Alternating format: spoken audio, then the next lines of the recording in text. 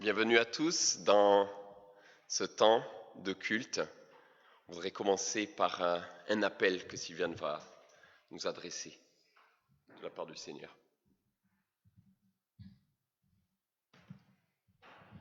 Vous tous qui avez soif, je vous offre de l'eau, venez.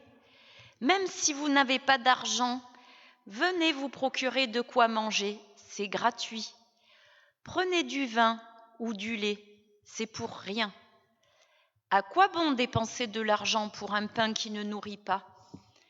À quoi bon vous donner du mal pour ne pas être satisfait? Si vous voulez m'écouter, vous aurez à manger quelque chose de bon. Vous vous régalerez de ce qu'il y a de meilleur. Accordez-moi votre attention et venez jusqu'à moi.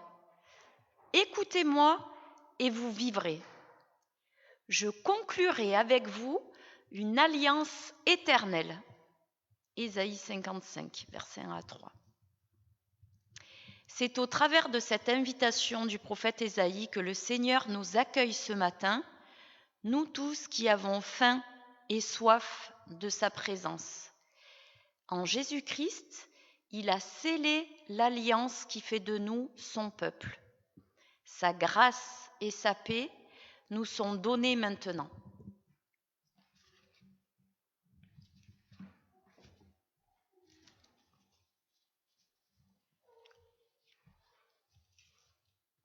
Je propose la lecture du psaume 145 qui nous amène à contempler le Seigneur. Louange de David. Je proclamerai ta grandeur, mon Dieu, mon roi, et je bénirai ton nom pour toujours et à perpétuité. Chaque jour, je te bénirai, et je célébrerai ton nom pour toujours et à perpétuité. L'Éternel est grand et digne de recevoir toute louange. Sa grandeur est insondable. Que chaque génération célèbre tes œuvres et proclame ton extraordinaire façon d'agir. Je dirai la splendeur glorieuse de ta majesté, et je chanterai tes merveilles. On parlera de ta puissance redoutable. Je raconterai ta grandeur. On proclamera le souvenir de ton immense bonté. On célébrera ta justice. L'Éternel fait grâce. Il est rempli de compassion. Il est lent à la colère et plein de bonté. L'Éternel est bon envers tous. Sa compassion s'étend à toutes ses œuvres. Toutes tes œuvres te loueront, Éternel, et tes fidèles te béniront. Ils diront la gloire de ton règne. Ils proclameront ta puissance pour faire connaître aux hommes ta puissance et ta splendeur glorieuse de ton règne. Ton règne est un règne éternel. Ta domination subsiste dans toutes les générations. L'Éternel soutient tous ceux qui tombent. Il redresse tous ceux qui sont courbés. Tous regardent avec espoir vers toi, et tu leur donnes la nourriture au moment voulu. Tu ouvres ta main et tu combles de bien tout ce qui vit. L'Éternel est juste dans toutes ses voies et bon dans toutes ses œuvres. L'Éternel est près de tous ceux qui font appel à lui, de tous ceux qui font appel à lui avec sincérité. Il accomplit les désirs de ceux qui le craignent, il entend leurs cris et les sauve. L'Éternel garde tous ceux qui l'aiment, mais il détruira tous les méchants. Que ma bouche dise la louange de l'Éternel, et que toute créature bénisse son saint nom pour toujours et à perpétuité. Amen.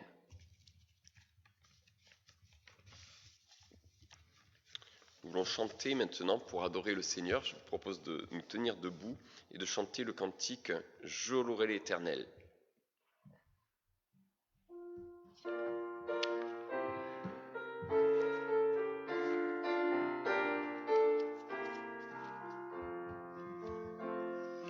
Je louerai l'Éternel de tout mon cœur. Je raconterai toutes tes merveilles. Je chanterai ton nom. Je louerai l'Éternel de tout mon cœur. Je ferai de toi le sujet de ma joie. Alléluia. Dieu, l'Éternel est roi.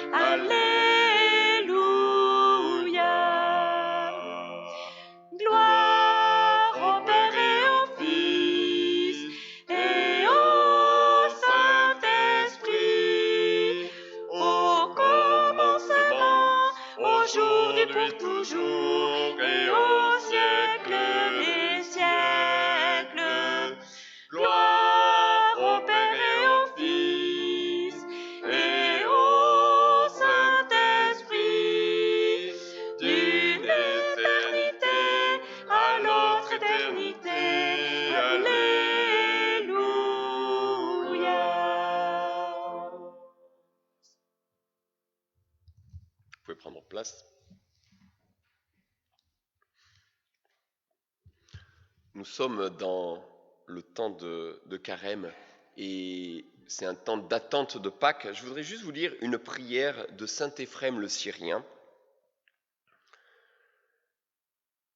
Nous prions. Seigneur et Maître de ma vie, ne m'abandonne pas à l'esprit de paresse, de découragement, de domination et de vaines paroles, mais fais-moi la grâce, à moi ton serviteur, de l'esprit d'intégrité, d'humilité, de patience et d'amour. Oui, Seigneur roi, accorde-moi de voir mes fautes et de ne pas juger mon frère. Ô toi qui es béni dans le siècle des siècles. Amen. Je vous propose qu'on lise dans le texte d'Ésaïe, ce texte sur lequel Michael a prêché récemment, mais qui est une invitation à la façon dont le Seigneur s'attend à ce que nous jeûnions, la façon de faire carême qui plaît au Seigneur. Ésaïe 58, versets 6 et 7. Le jeûne qui me plaît, n'est-ce pas ceci? Faire tomber les chaînes injustes, délier les attaches du joug, rendre la liberté aux opprimés, briser tous les jougs. N'est-ce pas partager ton pain avec celui qui a faim, accueillir chez toi les pauvres sans abri, couvrir celui que tu verras sans vêtements et ne pas te dérober à ton semblable? Parole du Seigneur. En lisant ce texte, nous réalisons bien que le Seigneur, des fois, entend nos prières, mais qu'il nous interpelle, il nous répond en disant « Mais attention, ce que j'attends de toi, mon peuple, c'est que tu agisses et que tu t'engages contre, justement, l'injustice, les jougs. » Et nous voyons autour de nous tellement de gens qui souffrent, qui sont dans des liens injustes.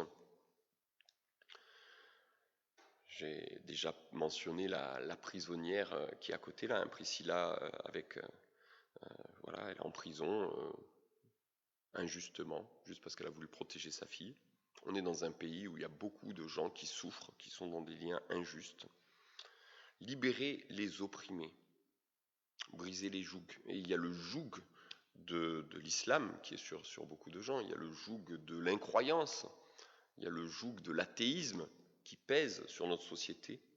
Et nous avons par l'évangile le pouvoir de libérer des captifs. Et des fois nous gardons l'évangile pour nous. Et puis l'hospitalité, le partage, nous sommes tellement en deçà de ce que nous pourrions faire.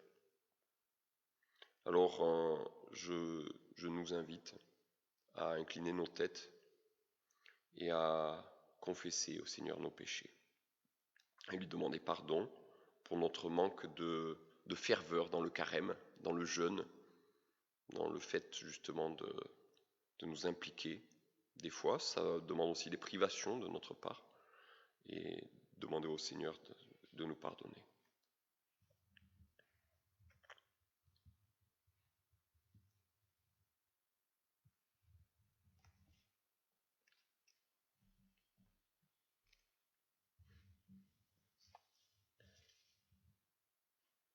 Oui, Seigneur Dieu, Père éternel, Tout-Puissant, nous reconnaissons et confessons devant toi, le Dieu majestueux que nous sommes, de pauvres pécheurs, nés dans l'injustice et la corruption, enclins au mal, incapables de par nous-mêmes de faire le bien. Et par notre faute, nous transgressons sans fin et sans cesse tes saints commandements, ce qui fait que nous attirons sur nous par ton juste jugement la condamnation et la mort. Seigneur, nous avons conscience de t'avoir offensé, nous en souffrons. Nous nous condamnons, nous et nos péchés, avec une vraie repentance, désirant que ta grâce vienne au secours de notre misère. Veuille donc avoir pitié de nous, Dieu très bon, Père plein d'amour. Oui, au nom de ton Fils Jésus-Christ, notre Seigneur, efface, s'il te plaît, nos fautes et nos péchés. Accorde-nous, augmente en nous de jour en jour les grâces de ton Saint-Esprit, afin que, reconnaissant de tout cœur notre injustice, nous soyons touchés d'une sincère repentance qui nous fasse mourir au péché et produise en nous les fruits de justice et de sainteté qui te soient agréables. Par Jésus-Christ, notre Seigneur. Amen.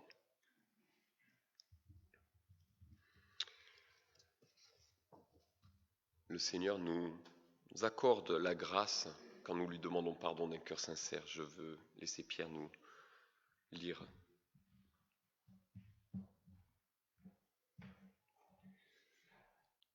La bonté de Dieu est si grande et son amour pour nous est tel que lorsque nous étions spirituellement morts à cause de nos fautes, il nous a fait revivre avec le Christ. Car c'est par la grâce de Dieu que vous avez été sauvés au moyen de la foi. Ce salut ne vient pas de vous, il est un don de Dieu. C'est tiré de la lettre de Paul aux Éphésiens au chapitre 2 et au chapitre 2.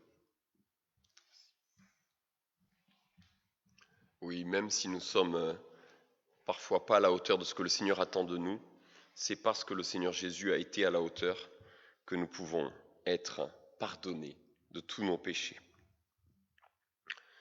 Nous allons maintenant adorer le Seigneur et je propose déjà de faire une petite prière d'adoration. Je vais appeler Nelly qui va nous lire Josiane, pardon.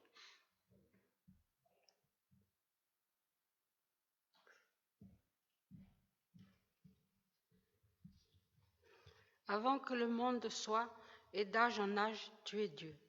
Dès la naissance de l'océan et jusqu'au terme de la course du vent, tu es Dieu. Dans la durée des choses créées comme dans leur inconstance, tu es Dieu. Dans l'immensité de l'univers et dans le secret oublié de notre cœur, tu es Dieu.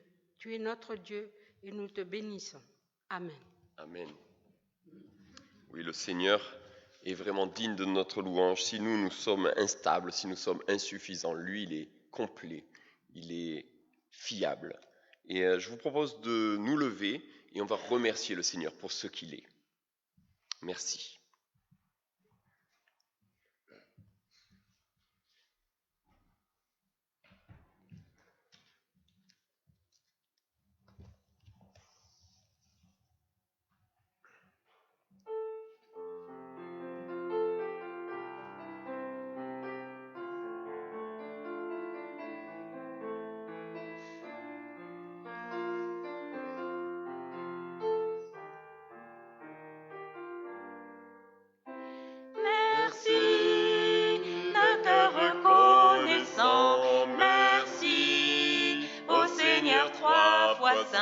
Merci, car il a donné Jésus-Christ, son Fils. Merci, d'un cœur reconnaissant. Merci, ô Seigneur trois fois saint. Merci, car il a donné Jésus-Christ, son Fils.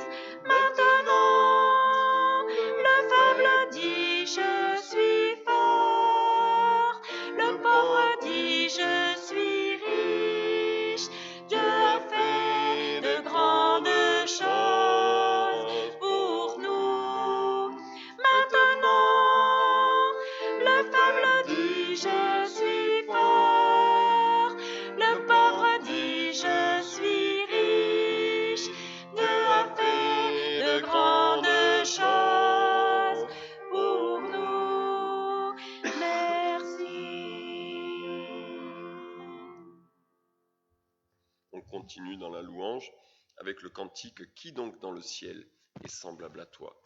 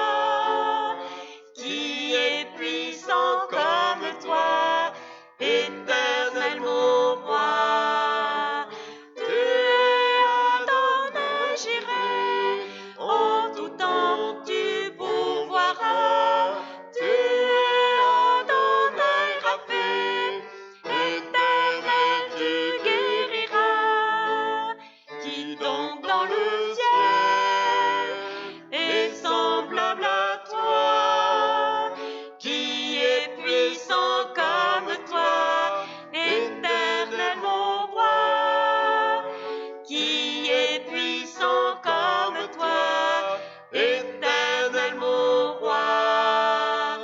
Tu es Adonai Shammah, tu entends, tu répondras. Tu es Adonai Shalom, Dieu le fait pour tous les hommes. Qui donc dans le ciel est semblable à toi? Qui est puissant comme toi, éternel mon roi? Qui est puissant comme toi, éternel mon roi?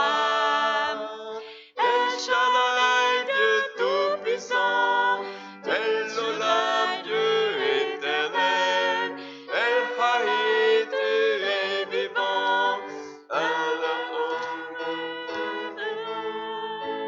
qui donc dans le ciel est semblable à toi? Qui est puissant comme toi, éternel mon roi? Qui est puissant comme toi, éternel mon roi? Alors c'était les mots compliqués, c'était des noms de Dieu en hébreu dans la Bible, et à chaque fois avec la traduction qui était donnée derrière. On va encore chanter un cantique pour remercier le Seigneur en exprimant l'assurance du salut que nous obtenons par Jésus-Christ. J'ai l'assurance de mon salut. «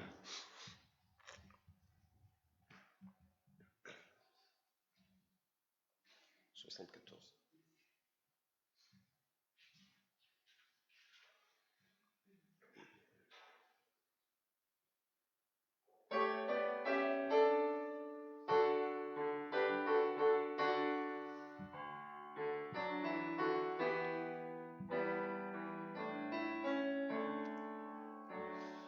J'ai l'assurance de mon salut par la présence du Seigneur Jésus. Son sang m'a lavé, m'a racheté, et l'Esprit Saint m'a régénéré. C'est mon histoire, c'est là mon chant. Louez mon Sauveur le jour du vent. C'est mon histoire, c'est là mon chant. Louez mon Sauveur le jour durant. Parfait repos et parfait bonheur, en toi mon Sauveur, j'ai la paix du cœur. Je veille en attendant ton retour. Je suis comblé, sûr de ton amour. C'est mon histoire, c'est là mon chant. Louez mon Sauveur le jour durant. C'est mon histoire, c'est là mon chant. Louez mon Sauveur le jour durant. Amen, quel privilège.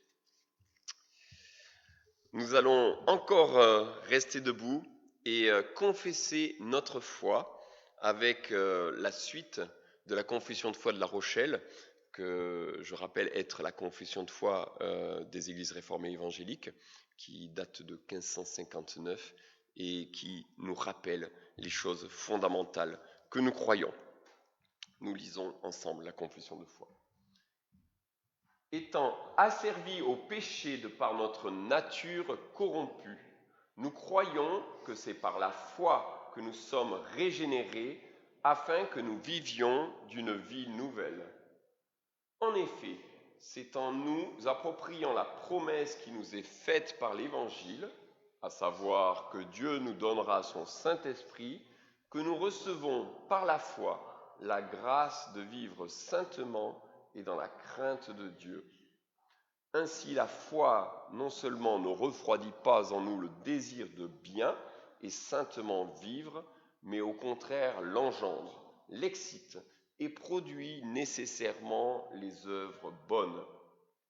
Au reste, bien que Dieu, pour accomplir notre salut, nous régénère et nous rende capables de faire le bien, nous confessons toutefois que les œuvres bonnes que nous faisons sous la conduite de son esprit ne viennent point en compte pour nous justifier ou pour mériter que Dieu nous tienne pour ses enfants, parce que nous serions toujours ballottés par le doute et l'inquiétude si nos consciences ne s'appuyaient pas sur la réparation par laquelle Jésus-Christ nous a acquittés. Amen. Vous pouvez prendre place. Un petit mot sur cette magnifique assurance qui est rappelée par ce texte. Nous sommes sauvés par la grâce, par la foi. Cela ne vient pas de nous, c'est le don de Dieu.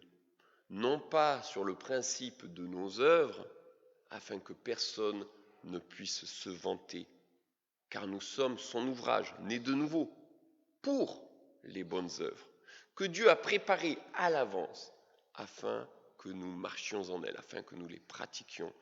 Si notre salut dépendait de nos œuvres, nous serions dans le doute, l'incertitude, la crainte. Notre salut dépend intégralement de l'œuvre, de la marche parfaite de Jésus-Christ. Quelle assurance pour notre salut! Quelle motivation à vivre une vie sainte et consacrée au service de Jésus-Christ, non pas pour acquérir notre salut, mais en reconnaissance, en sacrifice de louange pour ce grand Dieu qui nous a sauvés gratuitement par Jésus-Christ. Nous voulons maintenant adorer notre Seigneur justement par le sacrifice de l'offrande. Dieu a le pouvoir de nous accorder en abondance toutes sortes de biens pour que, ayant toujours ce qui nous est nécessaire, il nous reste assez de biens pour les bonnes œuvres. C'est dans 2 Corinthiens chapitre 9, verset 8. Je vais demander à Gérard s'il veut bien faire passer le panier pour l'offrande entre nous. Rappelons-nous que le Seigneur prend plaisir à de tels sacrifices et que c'est une façon aussi de manifester notre reconnaissance à notre grand Dieu sauveur.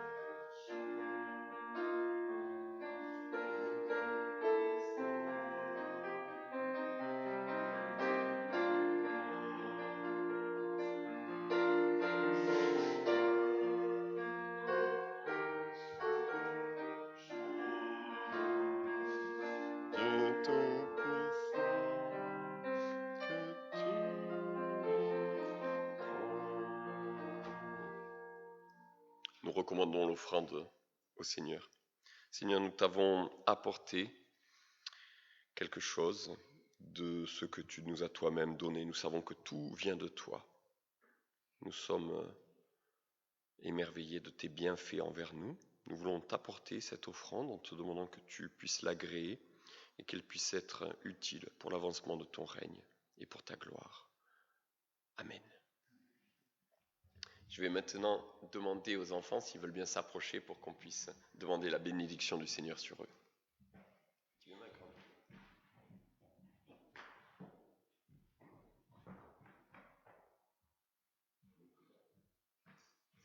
Dieu, nous voulons te bénir de nous avoir donné ces enfants. Nous voulons te demander que tu puisses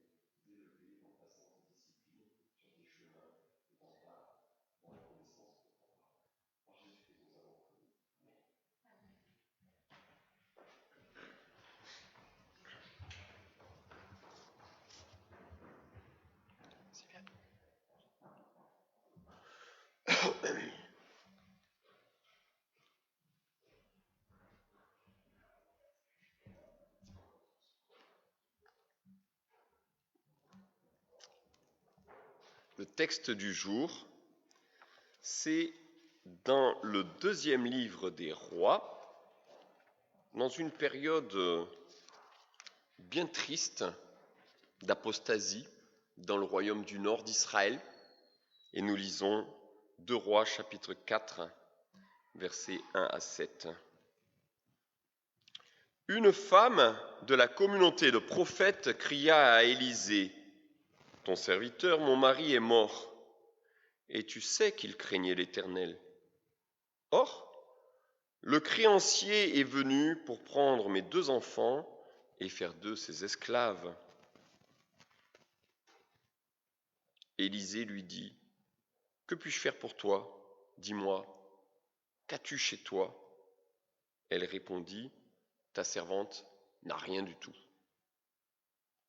Chez elle, « Ah oui, mis à part un pot d'huile. » Il lui dit, « Va demander des vases dans la rue chez tous tes voisins, des récipients vides, demande-en en grand nombre.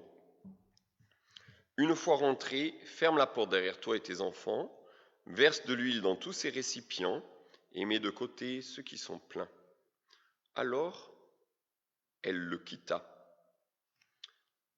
Elle ferma la porte derrière elle et ses enfants qui lui présentaient les vases, et elle versait. Lorsque les vases furent pleins, lorsqu'elle dit à son fils, « Donne-moi le vase suivant », il lui répondit, « Il n'y en a plus. » L'huile s'arrêta. Elle alla le rapporter à l'homme de Dieu, qui lui dit, « Va vendre l'huile et paie ta dette. Tu vivras avec tes fils de ce qui restera. » Parole du Seigneur. Nous prions.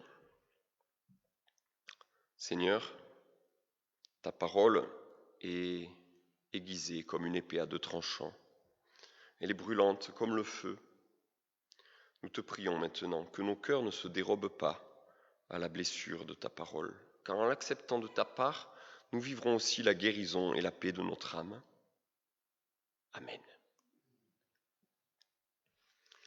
Alors, le message que je voudrais vous apporter, je m'en suis grandement inspiré d'un prédicateur qui s'appelle Fernand Legrand, qui était un grand ami de mon papa, et qui est quelqu'un qui nous a aussi beaucoup bénis dans le ministère Audiovie.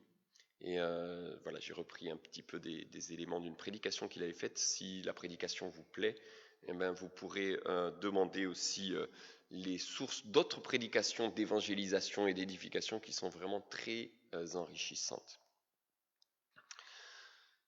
On voit que cette veuve, elle vient faire appel à Dieu parce que elle est dans une situation catastrophique. En fait, on pourrait mettre la situation, la résumer en disant, c'est une dame là, elle est incapable de faire face à ses obligations. Elle est face à un mur. Alors qu'est-ce qu'elle fait? Elle vient faire appel à Dieu. Et qu'est-ce qui se passe? Elle est délivrée, elle est sauvée. Voilà. C'est quelque chose qui est aussi adaptable, transposable dans nos situations, dans les murs face auxquels nous sommes des fois dans notre vie. Et après avoir essayé un peu de tous côtés, finalement, un appel à revenir à Dieu. Si on regarde bien, cette femme, en fait, si on se projette un petit peu avant cette histoire, on peut voir que c'est une femme qui est étonnamment bénie. Elle fait partie du peuple de Dieu. Elle est une fille d'Abraham. Elle est mariée à un homme de Dieu, un prophète.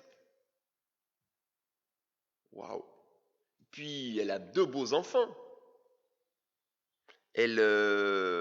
Donc au niveau spirituel, elle est bénie. Au niveau moral, elle est bénie. Au niveau physique, elle est bénie. Elle a tout pour que tout aille bien.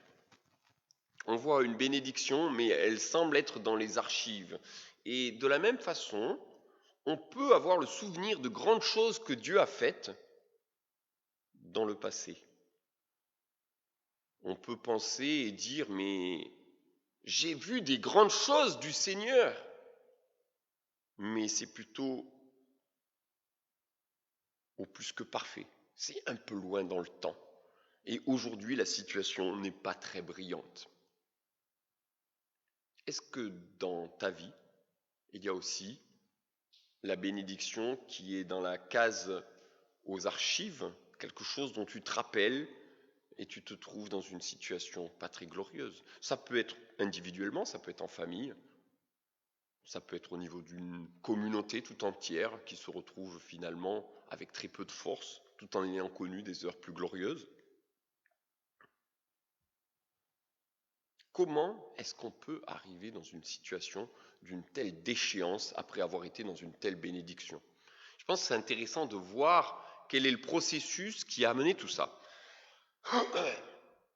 En fait, cette femme était mariée à un serviteur de Dieu, c'est bien, mais on a l'impression que sa spiritualité dépendait de son mari. Elle était tirée en avant par la foi de son mari. Et quand son mari a été enlevé, elle est tombée. C'est un petit peu comme ces feuilles qui sont poussées par le vent, qui flottent, qui volent, et puis le vent s'arrête, elle tombe par terre. Cette femme était entraînée par la piété d'un homme de Dieu que le Seigneur lui avait accordé, et quand le Seigneur a repris son mari, elle est tombée. Est-ce que, parmi ceux qui m'écoutent, il y en a qui vivent une piété par procuration? Est-ce que des fois, on n'est pas entraîné en avant par le pasteur, par l'église, par son conjoint? Si le Seigneur devait nous retirer ce support, qui est un support naturel, qui est un moyen de grâce, bien évidemment,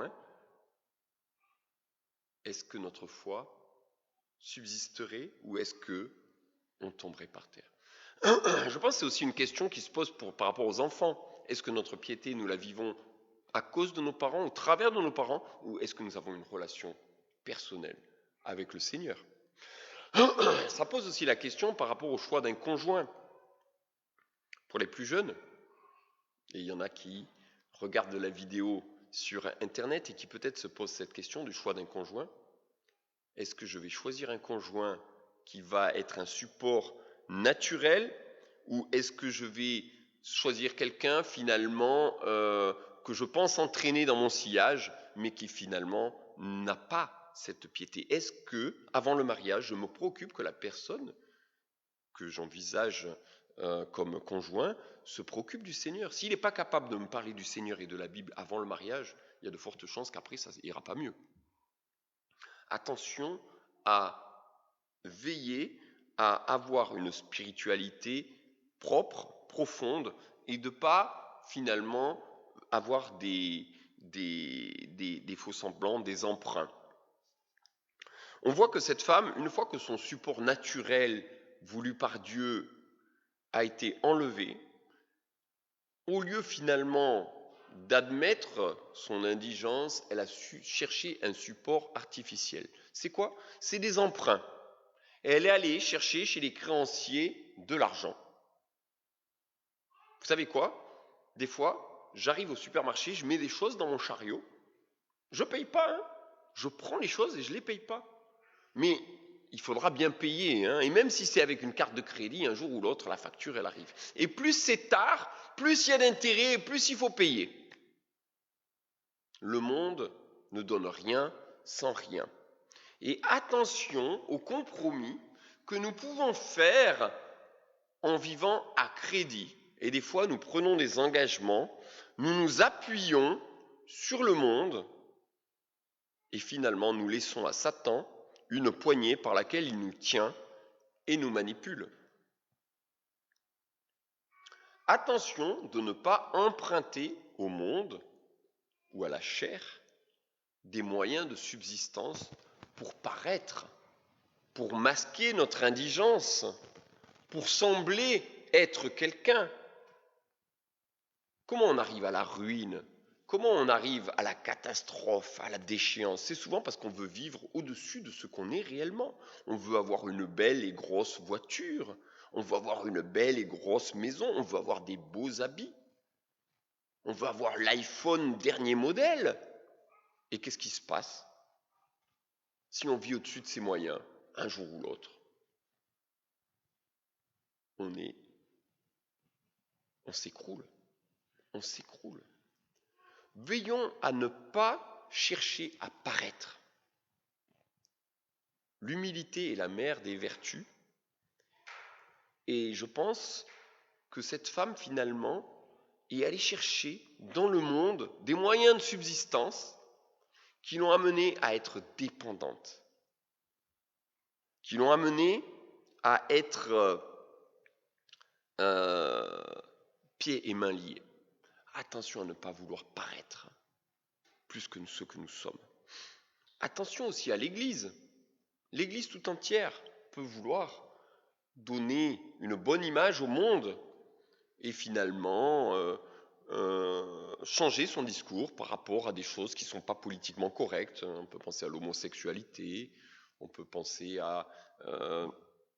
Il y a un certain nombre de sujets pour lesquels on va vouloir être dans le bain et dire les choses qu'on attend que nous disions, mais ce n'est pas motivé par l'Évangile, c'est motivé par ce qu'on aimerait être bien vu du monde. Et le piège est là. Le piège est là. Alors, on arrive à une situation qui est dramatique. Elle a perdu son mari. Elle a perdu son argent. Et elle est sur le point de perdre ses 2 fils qui vont être vendus comme esclaves pour être saisis par le créancier en raison de la dette. Alors, il y a dans cette situation, on peut se rendre compte que nous aussi, on peut se retrouver pieds et mains liés, parce que le péché, finalement, nous amène dans une situation, si on a laissé rentrer ce genre de choses dans nos vies, si on a laissé des compromis s'installer, on se retrouve ligoté. Le péché nous hypothèque, le péché nous dévalue, le péché nous rend esclaves. Et on peut, nous aussi, se retrouver à être complètement ligoté. Quelle est la solution? C'est de passer à un nouveau support. Il y a eu le support naturel, le mari, le support illégitime, on va dire, le artificiel, cette dette qu'elle a contractée. Et maintenant, il y a le support surnaturel, se tourner vers Dieu. Et alors pourquoi est-ce qu'elle s'est tournée vers Dieu et comment? Je pense que c'est intéressant de regarder son cheminement. La première chose, c'est que cette femme a eu conscience de son besoin. Vous savez, le fils prodigue qui est là avec les cochons, et là il réalise d'un seul coup sa situation. Tant qu'il était là, moi je comprends la vie, moi je m'amuse bien, mon père là c'est un blédard là, qui est dans sa campagne, qui n'a rien compris à la vraie vie, il ne peut pas recevoir d'aide. Mais quand il en est à manger la nourriture des cochons, là d'un seul coup il prend conscience de sa situation. Et des fois, si notre situation ne change pas, c'est peut-être tout simplement parce que nous n'avons pas conscience de notre situation. Nous sommes un peu comme Laodicée. Vous savez, cette église dans Apocalypse 3, qui se croit riche, qui se croit parvenue et qui ne connaît pas qu'elle est pauvre, aveugle et nue, et à qui le Seigneur conseille d'acheter du collyre pour mettre sur les yeux pour qu'elle puisse voir sa véritable situation. Avons-nous conscience de notre situation? Pour pouvoir vraiment s'appuyer sur le Seigneur, il faut que nous ayons conscience de notre situation. C'est pour ça que nous insistons peut-être un peu lourdement à l'Église réformée sur la confession des péchés. Parce qu'on va pouvoir bénéficier de la grâce de Dieu, on va pouvoir se tourner avec soif vers le Seigneur quand on a conscience de notre état. Tant qu'on n'a pas conscience de notre état de pécheur, quand on n'a pas conscience du besoin immense que nous avons de la grâce de Dieu, ben finalement on ne va pas forcément se tourner.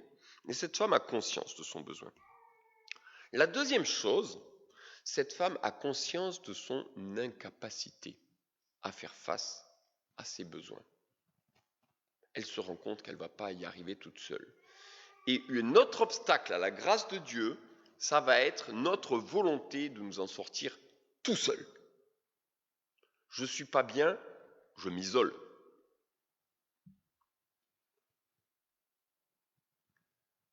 On peut avoir cette tendance à vouloir se renfermer ou alors à vouloir se battre soi-même. Et en fait, on se débat toujours plus et on est toujours plus incapable. Le Seigneur nous a donné des talents, des dons spirituels, et des fois on n'arrive pas à les mettre en œuvre. Il faut qu'on réalise notre incapacité des fois et notre besoin de la grâce de Dieu, notre besoin les uns des autres, notre besoin pour pouvoir nous tourner vers le Seigneur. Et la troisième chose qui va amener cette femme à agir, c'est que ses fils vont être vendus comme esclaves. La famille va être détruite. Est-ce que nous avons conscience non seulement de la situation, mais de ce qui va arriver? Et je pense que ça peut être le cas, par exemple, pour une église. Dans une église, dans l'Apocalypse, le Seigneur avertit l'église. Attention, que je ne vienne pas et que je retire le chandelier. Ça veut dire quoi? Ça veut dire que l'église, carrément, s'éteint. Elle n'est plus là. Elle est dissoute. Pourquoi est-ce qu'on va se tourner vers le Seigneur avec hardiesse, avec supplication? Parce que justement, on a conscience qu'on est en train d'aller à la catastrophe. Tant qu'on n'a pas cette conscience-là, finalement, on ne va pas aller chercher le Seigneur. Alors cette femme est un modèle finalement parce qu'elle sort de cette situation d'emprunt et de catastrophe, de dissimulation pour se tourner vers le peuple de Dieu. Elle va chercher la grâce de Dieu par le moyen des serviteurs de Dieu, par le moyen de l'appel au peuple de Dieu. Et là, le Seigneur va agir d'une façon assez ironique. Je ne sais pas si vous avez vu, première chose, s'il lui demande « Qu'est-ce que tu as à la maison ?» Ça me fait penser à Jésus qui voit la foule à nourrir, les disciples qui sont là, mais non, mais Seigneur, renvoie-les, etc. Et Jésus leur dit, vous, donnez-leur à manger. Mais on n'a rien, etc. Et le petit garçon entend, et lui, il amène son goûter, les 5 pains et 2 poissons. Est-ce qu'on n'a pas 5 pains et 2 poissons quelque part qu'on voudrait mettre au service du Seigneur? Le Seigneur voudrait peut-être qu'on vide nos poches, qu'on amène nos 5 pains et nos 2 poissons, que nous puissions lui demander, Seigneur, écoute, c'est vrai que j'ai pas grand-chose, mais je veux le mettre à ton service. Est-ce qu'il y a peut-être un don que le Seigneur t'a confié? Et le Seigneur, dans la Bible, nous dit que chaque croyant reçoit un don au service de l'Église tout entière, que tu n'exerces pas et dont tu prives l'Église. Tu prives l'Église de bénédiction parce que tu n'apportes pas le petit quelque chose qui reste à la maison. Le Seigneur veut rebâtir, reconstruire à partir de ce qui nous reste. Est-ce que tu n'as pas un petit quelque chose qui traîne? Oui, il y a bien un peu d'huile au fond d'un pot. Est-ce que dans notre église, il n'y a pas un peu d'huile au fond d'un pot, à partir duquel on puisse reconstruire? Le Seigneur va défier encore cette femme en lui disant d'aller faire un nouvel emprunt. Elle qui a vécu à crédit toute sa vie, d'abord, elle a emprunté la piété à son mari, ensuite elle a emprunté l'argent, et maintenant, il lui demande d'aller emprunter des pots, d'aller dans le monde et demander au monde de l'aide. Je crois que ce qui est important, c'est de comprendre dans quelle manière nous sommes dans le monde. Nous sommes dans le monde, mais nous ne sommes pas du monde. Nous avons le droit de nous servir des moyens technologiques, de Facebook, des téléphones, des voitures, des ordinateurs. Mais attention à ne pas prendre des vases pleins, mais des vases vides. Parce que si on veut pouvoir avoir la grâce de Dieu, il ne faut pas emprunter au monde les contenus, il faut les contenants. Il faut des vases, mais des vases vides. On a le droit, et on est même appelé à s'impliquer dans la société, à se faire aider de la société, mais attention à ne pas prendre avec le contenu, un contenu empoisonné. Est-ce que nous sommes prêts à finalement nous articuler avec la société, mais sans emprunter l'esprit de la société? Nous voulons remplir les vases de Saint-Esprit et pas de l'esprit du monde. C'est quoi qui va remplir nos vases, nos vies. Elles sont pleines de quoi? Comment nous remplissons nos vases? Qu'est-ce qui occupe nos pensées? Qu'est-ce qui est joué dans nos télévisions? Qu'est-ce qui est regardé sur nos ordinateurs? Qu'est-ce qui remplit ta vie? Pour certains, c'est le football. Pour d'autres, c'est les jeux vidéo.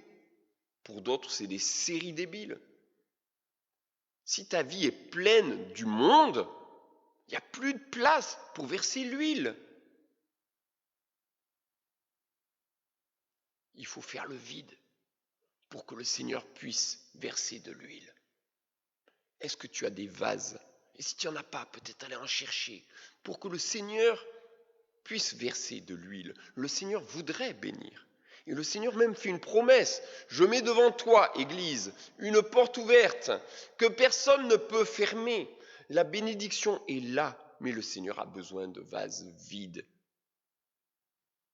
Le Seigneur a besoin qu'on lui amène des vases vides. Nous sommes trop souvent pleins de nous-mêmes. Et il n'y a plus de place pour que le Seigneur puisse verser sa bénédiction. Vous avez vu la limite de la bénédiction? C'est quand on n'a plus de vase à présenter. L'huile s'arrête.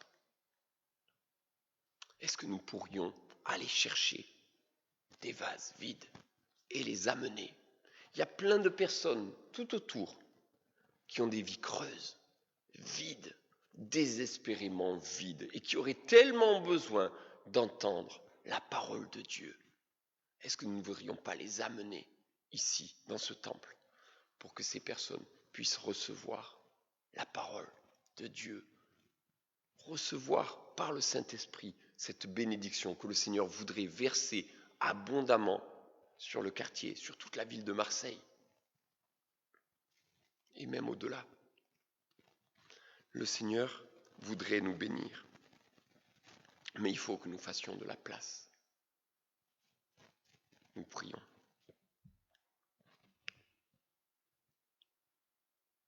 Seigneur, nous voulons te confesser que nos vies sont souvent pleines de choses vaines, que nous empruntons au monde non seulement les vases, mais le contenu, Seigneur. Et nous voulons te demander que tu puisses, en ce temps de carême, nous amener à jeûner, à nous arrêter de remplir nos vases de choses qui ne sont pas à ta gloire. Seigneur, aide-nous à faire abstinence de choses qui ne nourrissent pas, qui sont creuses, qui sont vaines et qui prennent la place que voudrait prendre ta bénédiction.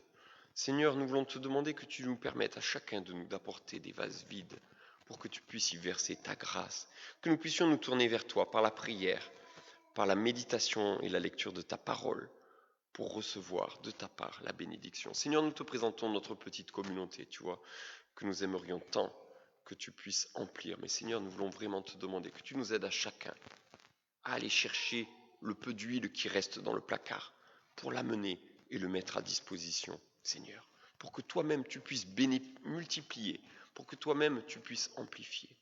Seigneur, nous voulons te demander ta grâce sur nos vies par Jésus-Christ. Amen.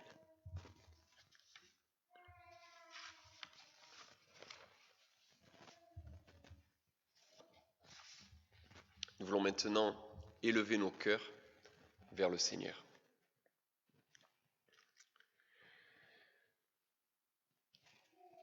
Vraiment, il est juste et bon, c'est notre joie et notre salut, Seigneur, de te bénir, Seigneur Dieu, pour ton immense amour. Là où régnait le péché, tu as fait triompher la grâce en Jésus-Christ. Par sa mort, tu nous as réconciliés avec toi, tu nous sauves par sa résurrection. Seigneur, nous voulons te demander que tu nous aides à faire silence, à faire le vide, pour pouvoir t'accueillir, pour que tu puisses prendre place dans nos vies. Par ce sacrement, nous voulons nous tourner vers toi, te demander que nous puissions avoir communion avec Jésus-Christ et que ce carburant puisse venir alimenter nos vies et nous pousser de l'avant pour te glorifier. par Jésus-Christ. Amen.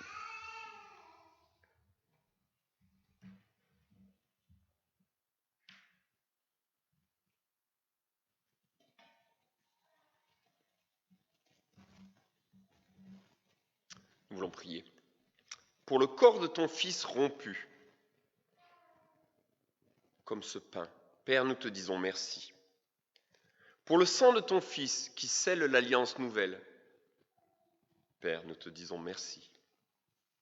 En mémoire de Jésus-Christ, nous annonçons sa mort expiatoire, nous proclamons sa résurrection triomphante, nous célébrons son règne auprès du Père et nous attendons sa venue avec confiance.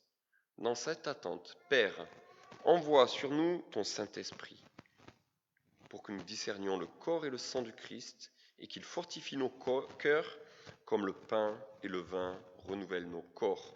Sous ton regard, nous voulons nous examiner sincèrement et répondre humblement à l'invitation que tu nous adresses dans ta grâce. Nous faisons silence devant toi.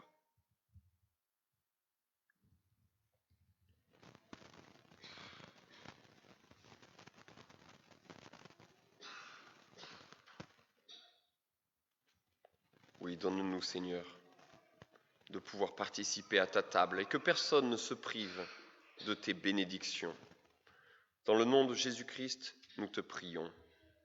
Amen. Indigne, par nature, de ramasser même les miettes qui tombent de la table du Seigneur, c'est parce que nous sommes revêtus de la grâce de Jésus-Christ, revêtus de sa seule dignité, que nous pouvons nous en approcher. Que tous ceux qui reconnaissent en Jésus-Christ leur Seigneur, leur Dieu, puissent se tenir debout pour partager maintenant son repas. Venez, dit le Seigneur, car tout est prêt. Je vais demander à Gérard et Sylviane de faire passer les éléments que nous prendrons tous ensemble. Si des gens veulent prier ou entonner un cantique, vous êtes bienvenus de le faire pour adorer notre Seigneur. Passe-moi.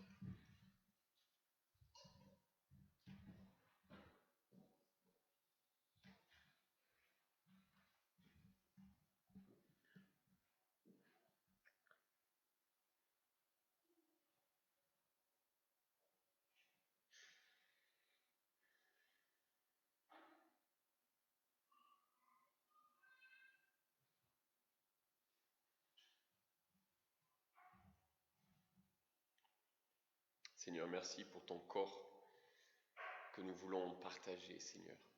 Quelle gloire de pouvoir nous approcher du Christ, Seigneur. Quel privilège.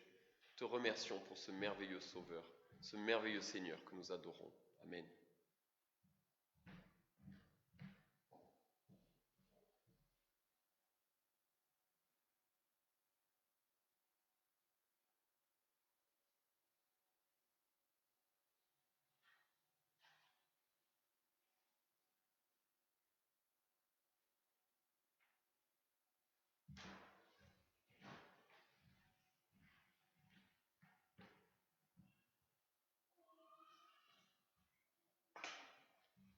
Ce pain que nous prenons est la communion au corps de Jésus-Christ, brisé pour nous.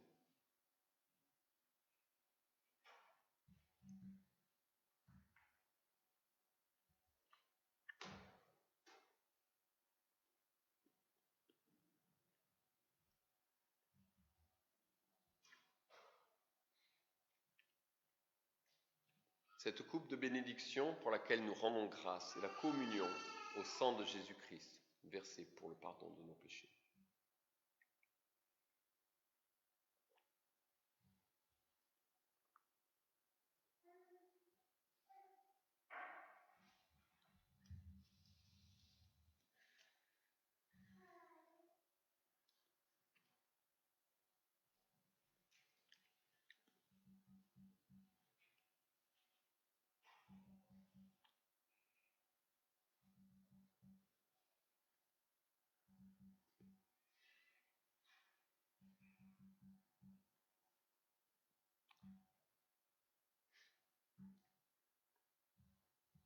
Seigneur, tu nous as réunis autour de ta table Et avant de nous séparer pour aller témoigner de toi dans le monde, nous voulons te remercier pour le sacrement de la Sainte Seine que nous avons célébré sous ton regard. Il nous rappelle ton amour merveilleux, ta présence dans nos vies, dans nos combats. Oui, que par ta grâce, il nous fortifie tout au long de cette semaine et des jours qui viennent, que nous soyons toujours remplis, que nos vases, nos vies soient remplis du Saint-Esprit, pour que nous marchions à ta suite fidèlement jusqu'au jour où tu nous accueilleras au banquet du royaume, dans la joie éternelle et la lumière sans déclin. Amen. Nous pouvons prendre place.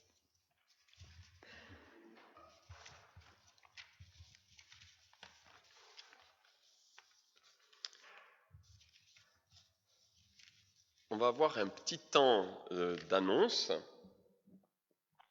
et je vais vous faire pendant ce petit temps d'annonce un petit retour sur le séjour au Burkina auquel l'église de Marseille Sud a participé très généreusement et je vous en remercie parce que vous avez pu financer une distribution à vous tout seul. Donc je vais vous rendre un petit compte de cette action qui a été donc faite en partenariat avec l'église de Marseille Sud.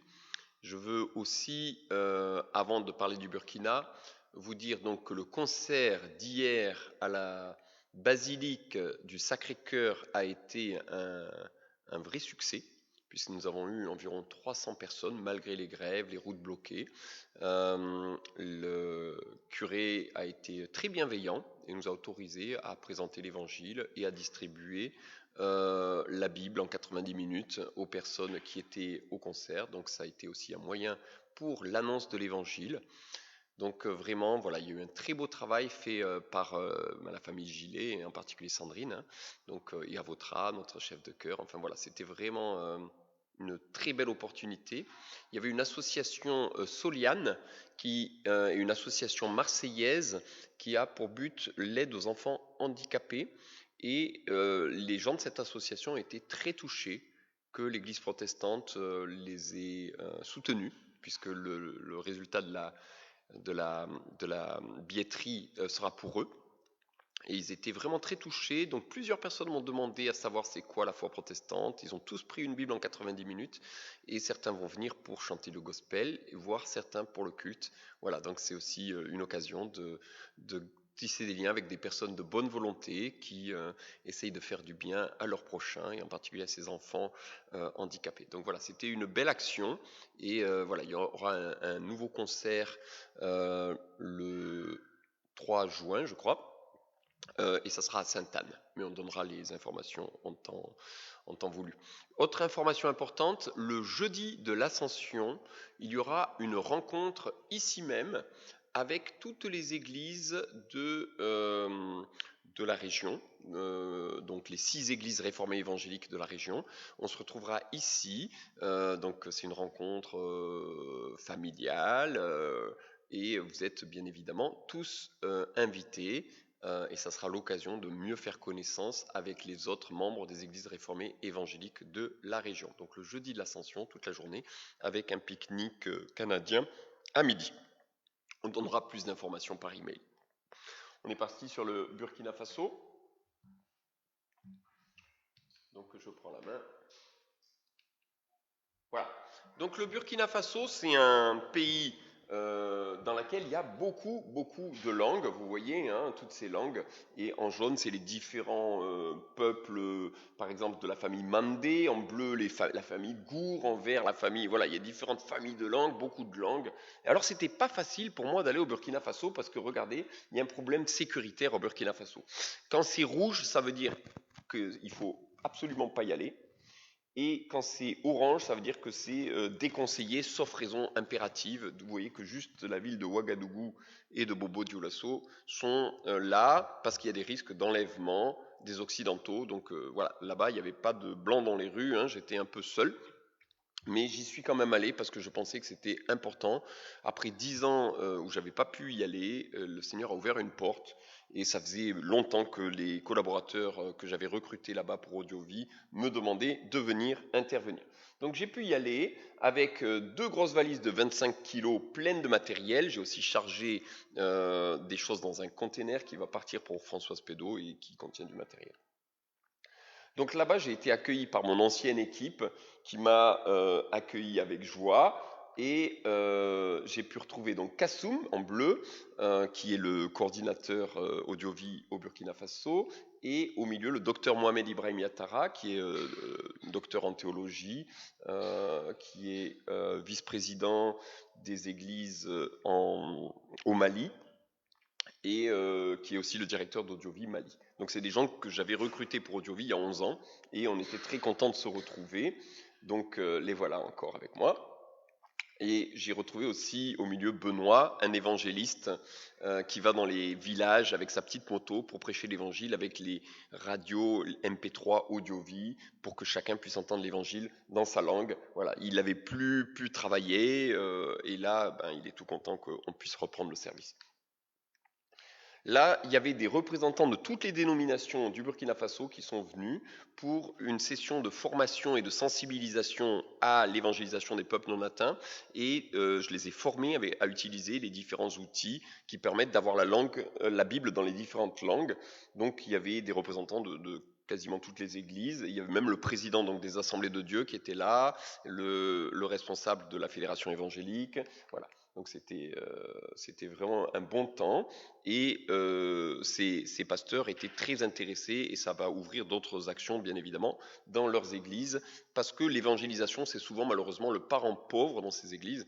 Il y a un budget de 0% pour l'évangélisation ou 1 ou 2% et c'était vraiment mon message de dire mais quelle est la part que nous mettons et que nous consacrons à l'annonce de l'évangile. Donc là, je suis avec le président des Assemblées de Dieu. C'est une grosse dénomination. Ils sont plusieurs milliers d'églises. C'est la première dénomination qui s'est implantée au Burkina Faso. Il y a exactement 100 ans. Ici, vous voyez l'aumônier central des prisons. Pardon, j'ai appuyé le mauvais bouton. L'aumônier central des prisons qui me dit mais moi j'ai accès à toutes les grandes prisons où sont les djihadistes islamistes qui font les meurtres et donc on lui a donné un picoprojecteur avec un système d'amplification pour qu'il puisse projeter le film Jésus dans la langue des djihadistes. Donc on va commencer des projections dans les prisons et il a l'autorisation de faire ça, donc c'est vraiment super, on a pu l'équiper. Ici vous voyez le professeur Lucien Naré, soutenu par Françoise Pedeau, c'est le centre pour les aveugles. Il gère une vingtaine de centres pour aveugles dans tout le Burkina Faso. Et donc, on a pu lui montrer les Bibles audio. Vous voyez qu'il a la Bible audio dans la main. Et il était très, très content parce que, bien évidemment, quand on ne y voit pas, c'est pratique. Il sait bien lire le braille, mais quand même, là, on tape un numéro, on arrive directement sur le chapitre qu'on veut, dans la langue qu'on veut. Donc, c'est quelque chose qui était vraiment très intéressant. Ils nous ont déjà imprimé les étiquettes en braille. Et on a décidé donc de faire un partenariat avec ce centre pour les handicapés de la vue. Et c'est une œuvre qui est aussi d'évangélisation, puisqu'ils ont des gens qui viennent pas seulement de milieux chrétiens, mais de tous côtés. Et dans ces gens-là, et donc il y a des différents peuples, et les enfants, l'idée c'est que quand ils ont validé leur formation de braille, ils puissent aussi avoir la petite Bible audio, et qui leur soit offerte, et qu'ils puissent rentrer avec dans leur famille, qui sont souvent des familles islamistes ou animistes. Ici, j'ai rencontré Noël, qui est mon collaborateur en Italie, avec qui on travaille depuis un moment. Il a une association qui s'appelle Sinaï, qui est partenaire donc avec Audiovie. On lui avait acheté un camping-car. Il fait l'évangélisation des réfugiés, de l'aide aux persécutés. Et là, il était venu pour faire un forage dans un village martyr. Et on a fait un partenariat. On leur a donné 80 Bibles audio, MP3, qu'on a fabriquées pour le lendemain, pour qu'ils puissent distribuer dans le village où ils avaient fait le forage aux populations musulmanes la Bible audio en même temps que le forage qu'ils apportaient. Donc vous voyez pendant la nuit, des jeunes qui ont travaillé toute la nuit pour copier les Bibles audio MP3. Et le lendemain, on a pu offrir, en plus des sacs de riz, du forage, on a pu offrir la Bible audio qui leur permettra d'écouter la Bible dans leur langue. Et c'est des peuples qui sont absolument non atteints et qui crient de joie quand on leur dit qu'on leur donne la Bible dans leur langue. Parce qu'ils n'ont jamais entendu l'évangile. Et ça leur parle. Ils écoutent des heures durant. Donc ça va vraiment faire du travail. Là, vous voyez, je suis avec les étudiants du GBU et je leur explique qu'on peut évangéliser par Facebook en ciblant un village dans une langue. Donc je leur explique un peu l'évangélisation par Facebook. Je les ai aussi formés sur l'utilisation des MP3, des applications comme 5 Poissons. Et ils étaient très contents. Donc il y avait tout un groupe d'étudiants qui étaient là et que j'ai sensibilisé à la mission parmi les peuples non atteints. Ici, c'est le secrétaire général des GBU. Voilà, encore un groupe d'étudiants. Voilà, on a aussi fait des formations sur la mission. Hein. Le Seigneur recherche des ouvriers et pas des patrons qui ne veulent pas se salir. Bon, c'était les collaborateurs africains qui faisaient avec moi la formation et c'était vraiment très intéressant. Voilà. Et ensuite, on a eu un temps avec des gens qui sont des évangélistes de l'extrême, qui viennent de toutes les zones les plus dangereuses du Burkina Faso. Et ils sont venus au risque de leur vie, parce que les routes sont coupées par des djihadistes, etc. Des fois, ils devaient faire des grands détours. Ils sont venus juste pour que je les forme et que je les équipe. Et on a pu donc leur donner des projecteurs, des picoprojecteurs. Là, par exemple, c'est les gens qui travaillent avec le Centre pour enfants handicapés de Fadan Gourma, avec Françoise Pedeau. Hein. Françoise ne peut plus être là-bas, c'est dangereux, il y a eu des attaques d'islamistes qui sont juste à côté. Et ils sont venus, malgré les risques, et ils ont pu avoir donc picoprojecteurs, système d'amplification, des bibles audio, et ça a été financé par l'Église réformée de Berre, qui a offert leur matériel et qui a pris en charge leur déplacement. Là, on a des évangélistes qui viennent de zones très dangereuses, chez les Sénoufos, un peuple animiste et musulman, et ils n'avaient pas un sou en poche. Bon, bah, alors on leur a offert les picoprojecteurs. Donc voilà. Et vous voyez ce genre d'action qu'on fait. Donc on rassemble tout le village musulman et on leur projette soit le film Jésus, donc avec l'autorisation de l'imam et des chefs traditionnels. On ne fait pas ça en cachette. Hein. On fait ça et souvent c'est les imams même qui nous demandent. On peut faire ça dans la mosquée. Voilà, on a la possibilité d'annoncer l'évangile même dans des zones hostiles parce que la population est accueillante à l'évangile. Voilà le genre d'appareil qu'on utilise. Celui-là, je l'ai amené pour faire partir au Mali et j'aimerais amener une centaine de picoprojecteurs au Mali. Donc, je cherche un budget de 40 000 € pour acheter ces 1000 projecteurs pour 100 projecteurs pour le Burkina et 100 pour le Mali. Donc je vais lancer un projet, s'il y en a qui ont à cœur d'offrir à un évangéliste qui prend le risque pour sa vie un picoprojecteur pour qu'il puisse annoncer l'évangile par des films dans les villages, hein, vous voyez des actions comme ça, eh ben, c'est vraiment quelque chose qui est extrêmement opportun. Et voilà, je pense que vraiment, je vais essayer de lever des fonds pour lancer ce projet, donc d'offrir des picoprojecteurs à ces évangélistes de l'extrême.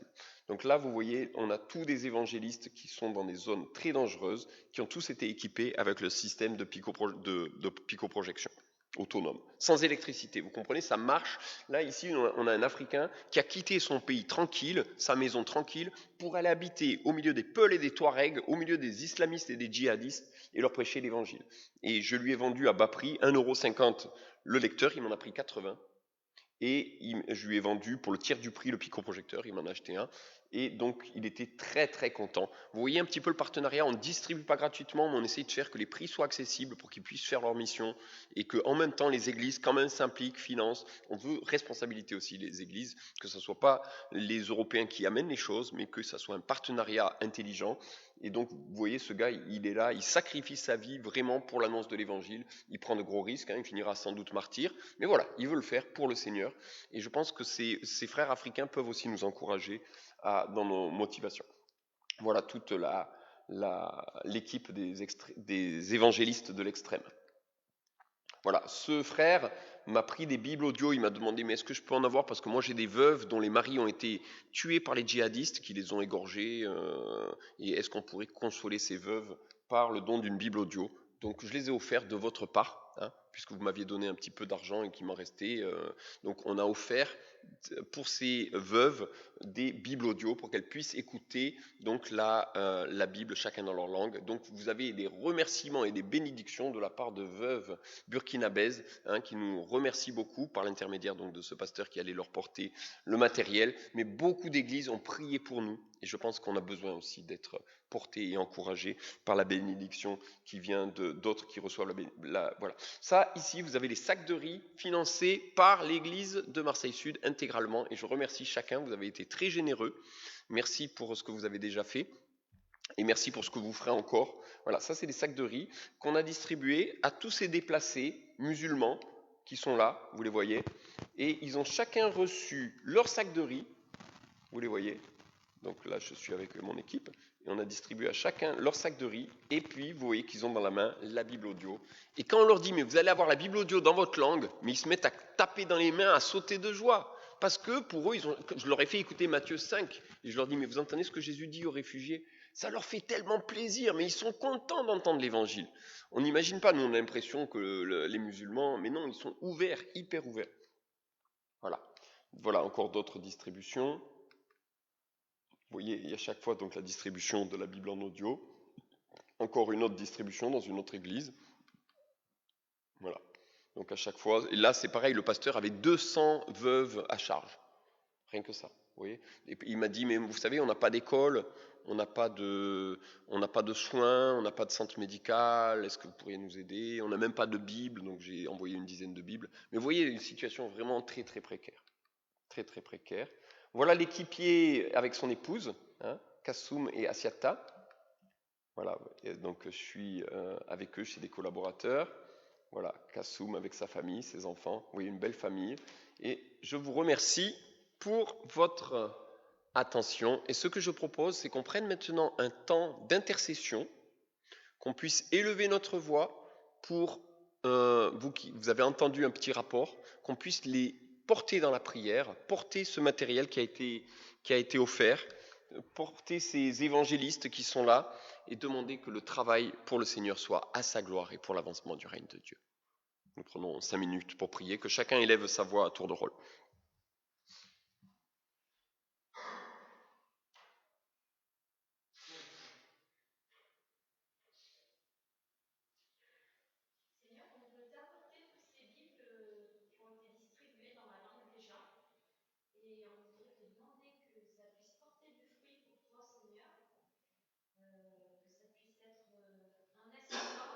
Une bénédiction sur les familles qui l'ont reçu. Vous demandez que ça soit écouté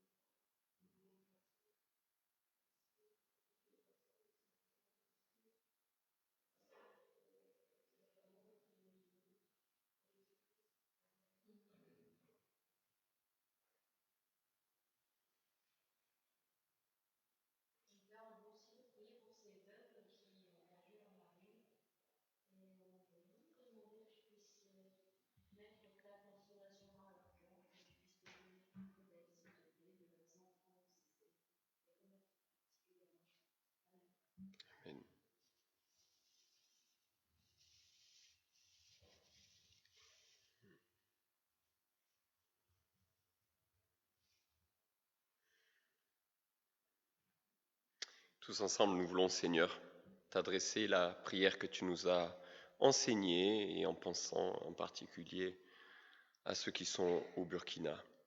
Notre Père, qui es aux cieux, que ton nom soit sanctifié, que ton règne vienne, que ta volonté soit faite sur la terre comme au ciel. Donne-nous aujourd'hui notre pain de ce jour. Pardonne-nous nos offenses, comme nous pardonnons à ceux qui nous ont offensés. Et ne nous soumets pas à la tentation, mais délivre-nous du mal. Car c'est à toi qu'appartiennent le règne, la puissance et la gloire pour le siècle des siècles. Amen. Comprenez que donne-nous notre pain quotidien. Au Burkina Faso, ça a vraiment du sens. Et nous pouvons le prier en se rappelant que tant qu'un enfant de Dieu aura faim, nous devons prier, donne-nous notre pain quotidien. Parce que, voilà, on ne prie pas seulement pour nous-mêmes, on prie pour l'ensemble du peuple de Dieu. Je vous propose, dans ce temps de carême, de chanter un psaume. C'est le psaume 6. Seigneur, dans ta colère, écoute ma prière et ne me punis pas. Alors, ce n'est pas quelque chose que nous connaissons bien, mais je vous propose de l'apprendre. Vous pouvez rester assis, c'est un psaume de repentance, de pénitence, et on va essayer de l'apprendre ensemble. On va le chanter avec Sylviane, et comme ça vous l'aurez entendu. C'est un psaume qu'on peut chanter pour demander pardon à Dieu pour nos péchés. Chante le 1 et le 3, oui. Seigneur, dans ta colère, écoute ma prière et ne me punis pas. Dans ta fureur qui passe, Éternel, fais-moi grâce et ne me châtie pas. Oh, pour sa délivrance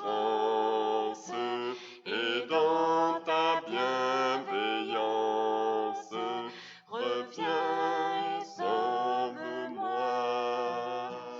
Car nul dans les ténèbres de la mort ne célèbre le souvenir de toi. Merci. Et je vous propose qu'on se lève pour chanter ce cantique qui nous encourage à être remplis du Seigneur. Seigneur, par la clarté de ton amour, chasse l'obscurité qui nous entoure.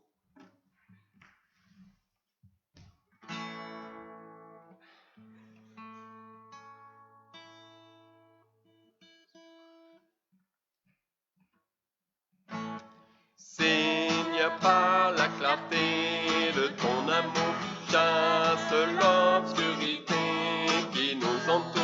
Jésus, toi la lumière qui nous éclaire, vérité qui nous guide et qui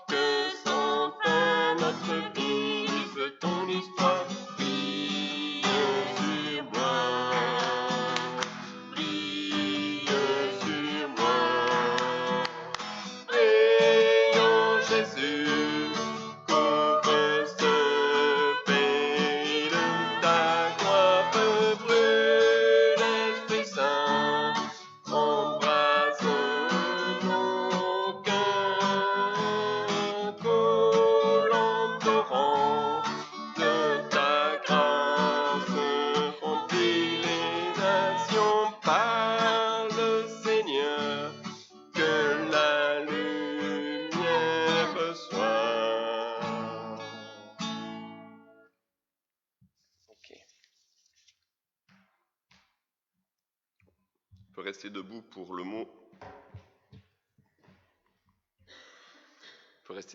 mot. D'exhortation. N'attristez pas le Saint-Esprit de Dieu. L'Esprit, en fait, c'est la marque de Dieu appliquée sur nous. La garantie que le jour viendra où Dieu nous délivrera complètement de tout mal, et nous sommes appelés à être remplis du Saint-Esprit. Alors que la grâce de notre Seigneur Jésus-Christ, l'amour de Dieu le Père et la communion du Saint-Esprit soient avec vous tous et à jamais. Amen. On peut finir par le chant « Que la grâce de Dieu soit sur vous ».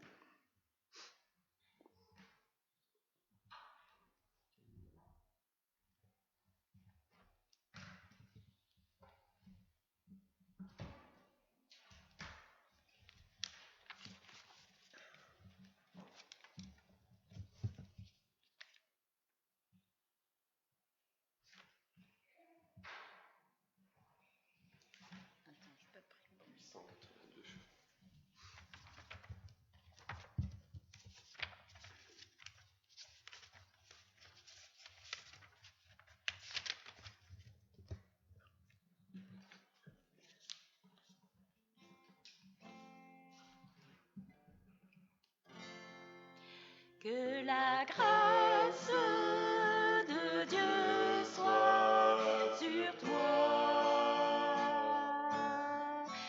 pour t'aider à marcher dans ses voies. Reçois tout son pardon et sa bénédiction. Va en paix dans la joie, dans l'amour. Que la grâce de Dieu soit sur toi pour t'aider à marcher dans ses voies. Reçois tout son pardon et sa bénédiction. Va en paix dans la joie, dans l'amour. Bon dimanche à tous.